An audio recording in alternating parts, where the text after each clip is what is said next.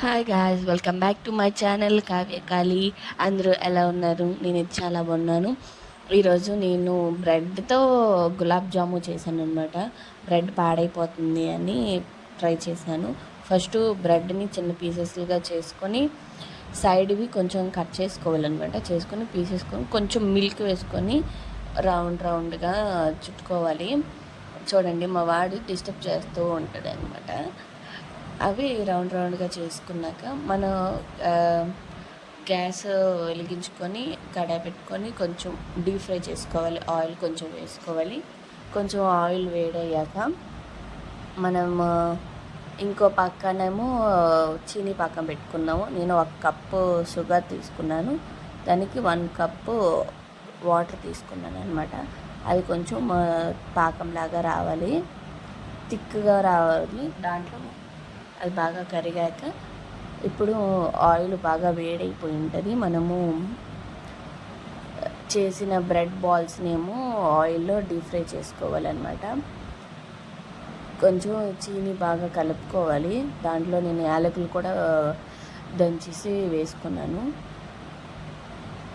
ఇది కొంచెము బుడగలుగా రావాలన్నమాట. దీని తర్వాత ఇప్పుడు ఆయిల్ వేడైపోయింది. ఆయిల్ వేడైన తర్వాత మనం చేసిన బాల్స్ని వేసుకోవాలి ఒక్కొక్కటిగా.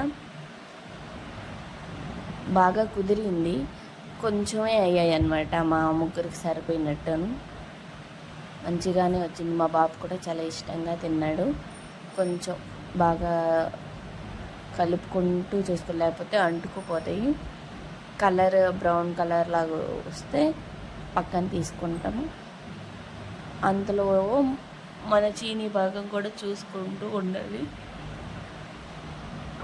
అది కొంచెము దగ్గర పడ్డాక మనం ఆపేసుకుంటే బాగుంటుంది.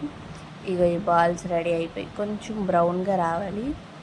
మీకు ఇష్టం, మీరు లైట్ అయితే లైట్ తీసుకోండి, గోల్డెన్ బ్రౌన్ తీసుకోండి. ఇది కొంచెం అయినట్టుంది. దీన్ని ఆపేసి పక్కన పెట్టుకొని చల్లగా చేసుకోవాలన్నమాట. ఈ బాల్స్ని పక్కన పెట్టుకున్నాను. ఇంకొన్ని ఉంటే అవి వేసుకున్నాను. ఇంకో ఆపేసి ఇప్పుడు తీసుకున్న బాల్స్ని అందులో వేసుకున్నాక మనం ఒక 10 మినిట్, హాఫ్ అన్ అవర్ పక్కన పెట్టుకుంటే అవి చీనీని పీల్చుకుంటాయి అన్నమాట. అదే పాకాన్ని పీల్చుకుంటాయి. అప్పుడు మనము మంచిగా తీసుకొని తినచ్చు. జ్యూసీగా వచ్చాయి. బౌల్లో వేసుకొని తింటే చాలా బాగుంది. ప్లీజ్ లైక్ చేయండి, షేర్ చేయండి,